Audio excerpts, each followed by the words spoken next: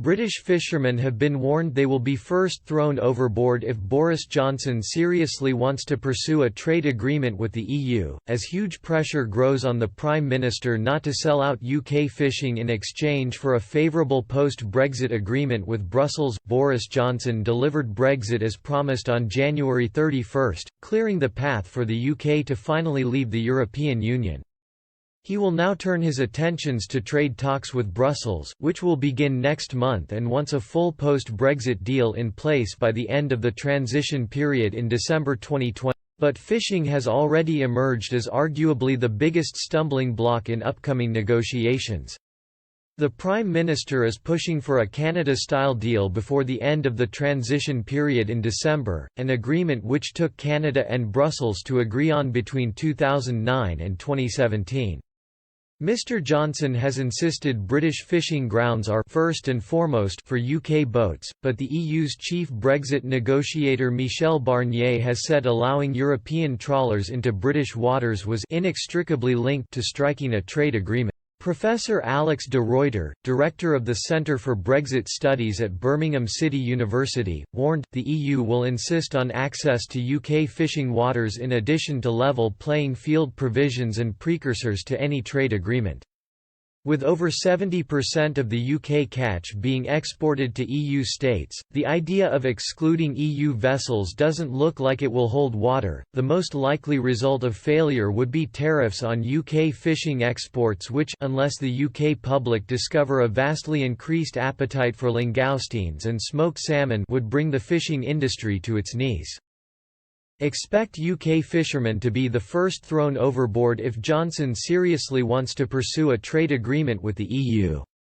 If the Prime Minister does sacrifice UK fishing in exchange for a more favourable trade deal with the EU, other member states would still have access to UK waters. But Mr de Ruyter warned whilst British fishermen have continued to vent their fury at Brussels over their treatment, they should in fact be looking closer to home for more definitive answers. He said, the current quota system, which is seen as the bugbear by fishermen, casts the EU as the villain for all the wrong reasons. Whilst the quota is agreed at the EU level, it is the UK government that decides how that quota is split amongst fishermen, and smaller operators are disadvantaged by UK government tendering practices that favour large commercial, including foreign, vessels. Professor de Ruyter also warned similarities shared between the UK and several other major EU nations mean their respective governments won't sell them down the estuary or throw them overboard. He said, the issue of fishing in trade negotiations appears totemic for both sides, despite the trivial economic contribution the sector generates. The Dutch, French, Spanish and Danish, for example, have maritime traditions equally strong to the UK, and they have fishermen who will have fished in UK waters for decades. Their governments will not sell them down the estuary or throw them overboard. The UK government has introduced legislation which it says ensures Britain will become an independent coastal state, quitting Europe's common fisheries policy and ending automatic access for EU vessels to fish in British waters. But with future access and quotas set to be negotiated with the EU, there are concerns the fishing industry could lose out if it is used as a bargaining chip. Mr Johnson said, there is no need for a free trade agreement to involve accepting EU rules on competition policies, subsidies, social protection, the environment or anything similar, any more than the EU should be obliged to accept UK rules. The UK will maintain the highest standards in these areas, better in many respects than those of the EU, without the compulsion of a treaty.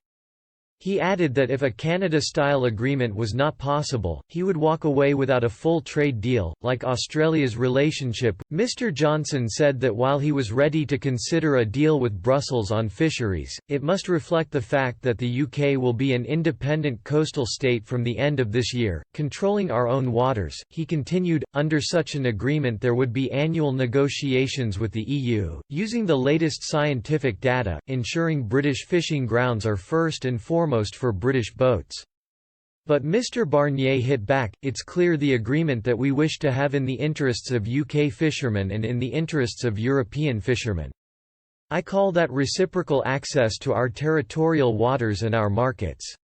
That agreement on fisheries will be inextricably linked to the trade agreement, as indeed will be the agreement on the level playing field agreed with Boris Johnson.